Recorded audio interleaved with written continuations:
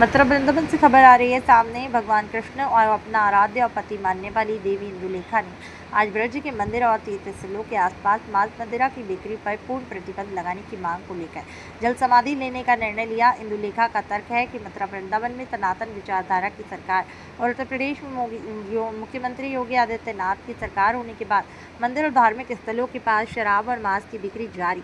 इनका मानना है कि इससे करोड़ों श्रद्धालुओं की धार्मिक भावनाएं आहत हो रही। निर्धारित समय पर जब जल समाधि लेने पहुंची तो प्रशासन और पुलिस की टीम मौके पर पहुंच गई और जल समाधि लेने से सफलतापूर्वक रोक लिया। घटनास्थल पर काफी देर समझाने बुझाने का प्रयास चलता रहा। फिलहाल स्थिति प्रशासन नियंत्रण में है और लोग इस पूरी घटनाक्रम पर अपनी नजर बनाए हुए हैं। शुभ नाम आपका? जी, मेरा नाम देवी इंदुलेखा है। मैं वृंदावन से हूँ। आज ये जल समाधि का जो आपने आह्वान किया था, क्यों, क्या रीजन ऐसा हो गया कि आपको ये कदम उठाना पड़ रहा है? ये बहुत ही दुर्भाग्यवश है जो हम वृंदावन में आकर के इस तरीके का माहौल देख रहे हैं, क्योंकि वृंदावन के वृक्ष को मर न जाने कोई डाल डाल और पात पात पे श्री राधे राधे हो। अरे जहाँ श्री जी का नाम होता है, जहाँ कृष्ण का नाम गाया गया, जहाँ जल रस रास लीला तक हुई, जहाँ पे दूध माखन की लीलाएं हुई, वहाँ हमारे यहाँ पे शराब की लीलाएं हो रही हैं। सरेआम सड़कों पे पड़े हैं। परिक्रमा मार्ग में आप जा करके देखो। मैंने स्वयं अपनी आंखों से देखा। मैं 2.5-3 साल होने वाले हैं मुझे यहाँ पे, और जब से मैं यही चीजें देखती आ रही हूँ और मेरी बर्दाश्त से ऊपर बात हुई है, तब मैं आज यहाँ अपने जमने रसरानी के पास, जो कभी हम इनके किनारे बैठ करके श्री श्याम सुंदर जी जिन्होंने हमें प्रदान किए, उनके पास हम आए हैं। हमने उनसे आज पूजा अर्चना की है कि हे यमुने रसरानी, जिस प्रकार सीता मैया को स्थान दिया था हमारी धरती माँ ने, उसी प्रकार आप मुझे स्थान दे, क्योंकि मेरे से तो ये ब्रज का हाल नहीं देखा जा रहा है।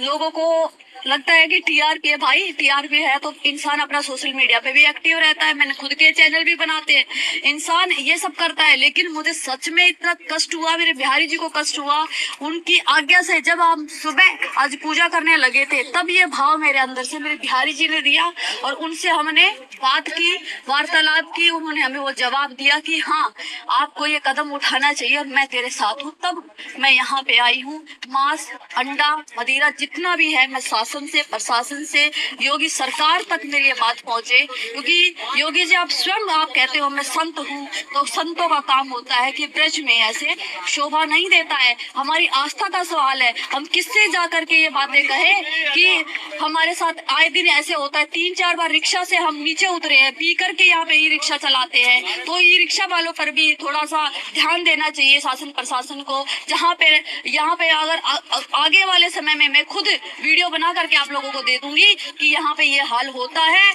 यहाँ पे बहन बेटे को छेड़खानी भी होती है, यहाँ पे जितने भी सड़कों पे पड़े हुए पी करके पड़े रहते हैं, उनको होश भी नहीं होता है कि वो क्या कर रहे हैं। आप जा करके सुनरख वाले रोड पे देखिए, जब मैं वहीं पे रहती थी हरे कृष्ण धाम में, तो 3 बार मेरे साथ ये कांड हुआ है। तो कितनी बार हम ऐसे करे, बहन बेटे हमें फोन करती है, जो हमें फॉलो करती है, वो भी कहती है कि दीदी ब्रिज का वो वातावरण नहीं रहा। हम अपने ब्रिज को, दूसरी बात, हम ब्रिज को पाखंड मुक्त ब्रिज भी बनाना चाहते हैं कि जो संतों की आड़ में कुछ लोग भगवताचार्य जो अपने महल बनाने में लगे हैं, उनकी बुद्धि भ्रष्ट हो चुकी है। मैं यही कहूंगी, क्योंकि अगर उनकी बुद्धि सही होती तो वो मेरे से पहले आवाज उठाते, क्योंकि यहाँ से बाहर से वो भी आकर के कुछ रह रहे हैं जो संतों की आड़ में, जो भक्तों की आड़ में। अरे भागवत करनी है तो निःशुल्क करो, किसी को मानव कल्याण के लिए करो। हम क्या यहाँ महल बनाने आए हैं क्या? हम यहाँ महल बनाने नहीं आए, हम भक्ति करने आए हैं। हमारे नाम तो कुछ भी नहीं है भैया, ये महल काम नहीं आएंगे।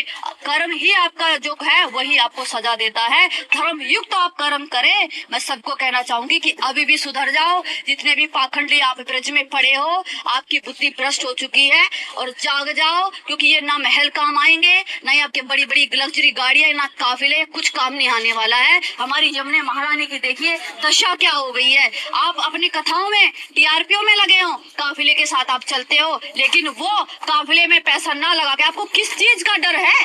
किस चीज का डर है आपको कि मार देगा कोई? अरे ऊपर वाले पे विश्वास करो, जाके रखे साइया, मार सके ना कोई।